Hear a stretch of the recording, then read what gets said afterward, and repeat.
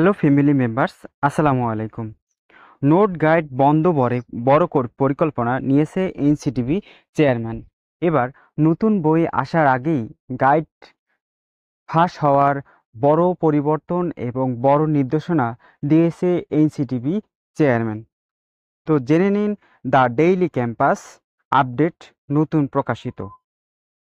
প্রাথমিক ও মাধ্যমিক স্তরে গাইড নতুন কিংবা সহায়ক বই বন্ধের আলাপ পুরনো হলেও এই পর্যন্ত সরকারি কার্যকরী সমাধান আসেনি। গাইড নোট বন্ধে 2010 সালে সৃজনশীল শিক্ষা পদ্ধতি চালু হয়, যার উদ্দেশ্যই ছিল মুখস্থ বিদ্যা, গাইড বই নির্ভর ও বদলে চিন্তা শক্তির বিকাশ ঘটানো। কিন্তু সেই উদ্দেশ্যেই বিফলে যায়। পরে এর আগে 2008 সাল থেকে নোট বই ও গাইড প্রকাশ, বিতরণ ও বিক্রির বিরুদ্ধে পদক্ষেপ নেয় সরকার। বিষয়ে হাইকোর্ট থেকে দেশের জেলা প্রশাসকদের নির্দেশনা দেওয়া হয়েছিল। তবে 2021 সালে কর্তৃপক্ষের অনুমতি নিয়ে সহায়ক বই প্রকাশ করার অনুমতি দেয় সরকার। তবে এখনও বাজারে গাইড নোট কিংবা সহায়ক বইয়ের আধিপত্য রয়েছে। এমনকি শিক্ষার্থীদের আকর্ষণ করে বিক্রি বাড়াতে শিক্ষা প্রতিষ্ঠান থেকে প্রশাসন সর্বত্র প্রকাশক ও বিক্রেতাদের দৌরত্ব চোখে করার মতো। সম্প্রতি জাতীয় শিক্ষাক্রম পাঠ্যপুস্তক বোর্ড এনসিটিবি কর্তৃক বিনামূল্যের পাঠ্য বই শিক্ষার্থীদের হাতে পৌঁছানোর আগেই পাঠ্য বইয়ে পাণ্ডুলিপি ফাঁস করে আগাম গাইড ও নোট কিংবা সহায়ক বই ছাপানোর কাজ করার অভিযোগ ওঠে অনেক জায়গা থেকে। বছরের শুরুতেই শিক্ষার্থীদের হাতে নতুন পাঠ্য বই তুলে দিতে অন্তর্বর্তী সরকার প্রস্তুত নিচ্ছে। তখনই নতুন পাঠ্য বইয়ের পাণ্ডুলিপি ফাঁস হওয়ার অভিযোগ ওঠায় পাঠ্য বই ছাপা শেষ হওয়ার আগেই নোট গাইড ও বই ছাপাতে মোড়দৌড় নিষেধাজ্ঞা জারি এনসিটিবি। পাঠ্য বই ছাপার আগে এর পাণ্ডুলিপি কিভাবে নোট গাইড বইয়ের ব্যবসায়ীদের হাতে পৌঁছালে তা খতিয়ে দেখতে 5 সদস্যের কমিটি গঠন করা হয়েছে এই প্রতিষ্ঠান থেকে।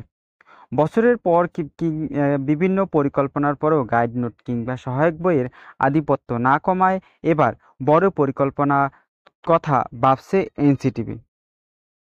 আজ মঙ্গলবার 10ই ডিসেম্বর দ্য ডেইলি ক্যাম্পাসকে এমন তথ্য জানিয়েছেন এনসিটিভি চেয়ারম্যান অধ্যাপক এ.কে.এম. রিয়াজুল হাসান।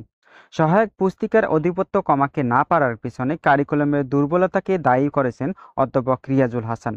তিনি মনে করেন, পাঠ্যক্রম প্রণয়নের সুদূর প্রসারী পরিকল্পনা না থাকায় সুযোগ নিচ্ছে ব্যবসায়ীরা। অধ্যাপক এম রেজাউল হাসান বলেন, পরীক্ষার প্রশ্ন প্রণয়নের ক্ষেত্রে আমাদের সচেতনতা থাকলে গাইড ও নোটের দরিদ্র অনেকটা কমে আসতো। এবছরের প্রশ্ন পরের বার কিংবা পরের যে কোনো সময় হুবহু রিপিট করার ফলে ব্যবসায়ীরা বেশি সুযোগ পেয়ে যায়। ফলে বছরের পর বছর চেষ্টা করেও তাদের আধিপত্য কমানো যায় না। অধ্যাপক রিয়াজুল আরও বলেন, আমাদের কারিকুলামও ঘাটতি রয়েছে। বিজ্ঞান নির্ভর পাঠ্যক্রম প্রণয়ন করা গেলে কিছুটা সমস্যার সমাধান হতো। আমাদের দেশের সংস্কৃতি এবং বৈশ্বিক চাহিদার আলোকে জাতি গঠন করতে হলে কী ধরনের পাঠ্যপুস্তক প্রণয়ন দরকার সেটা নিয়ে বিস্তর গবেষণা প্রয়োজন। শিক্ষার্থীদের গাইড বই থেকে পাঠ্য বই ফিরিয়ে আনতে হলে এই বিষয়ে কাজ করতে হবে বলে জানিয়েছেন এনসিটিভি চেয়ারম্যান।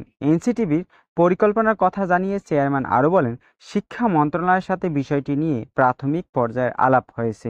এবারের পাণ্ডুলিপি ফাঁসের ঘটনাটাও অনাকাঙ্ক্ষিত।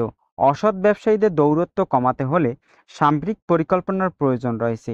এই কাজ শুধু এনসিটিভির পক্ষে সামাল দেওয়া সম্ভব নয়। সরকার এবং সংশ্লিষ্টদের সমন্বয়ে সমস্যার সমাধান করতে হবে। যারা অনিয়মের সাথে জড়িত আছেন তাদেরকে আমরা ইতিমধ্যে চিহ্নিত করতে পেরেছি। কয়েকটা লেয়ার থেকে পাণ্ডুলিপি প্রকাশ করা হয়েছে হতে পারে। কাজেই শুধু ব্যবসায়ীদের নিয়ন্ত্রণ করলেই হবে না, কারিকুলাম ও প্রশ্নপত্র এবং সংশ্লিষ্টদের কঠোর নীতিমালার আওতায় আনতেই পরিকল্পনা অনুযায়ী কাজ করতে হবে বলে গেছেন এনসিটিভি চেয়ারম্যান। জড়িতদের শাস্তি নিশ্চিতের বিষয়ে জোর দেন চেয়ারম্যান। তিনি বলেন, পাণ্ডুলিপি কিভাবে ফাঁস হয়েছে সেটা ইতিমধ্যে তদন্ত কমিটির সহায়তায় আমরা জানতে পেরেছি। সবাইকে আইনের আওতায় আনা হবে। ইতিমধ্যে বিষয়টি আমরা সরকারকে অবগত করছি। সম্প্রতি কয়েকটি প্রেক্ষকে বিনামূল্যের পাঠ্য বই ছাপার আগে থেকে বাদ দিয়েছে এনসিটিভি। তাদের বিষয়ে শক্ত অবস্থান কথা জানিয়েছেন চেয়ারম্যান। তিনি বলেন, আগে কি ঘটেছে সেটা আমার বিবেচনা নিচ্ছি না। নিম্নমানের সরঞ্জাম ও আরও কিছু কারণে আমরা কয়েকটি প্রেক্ষককে সতর্ক করেছি।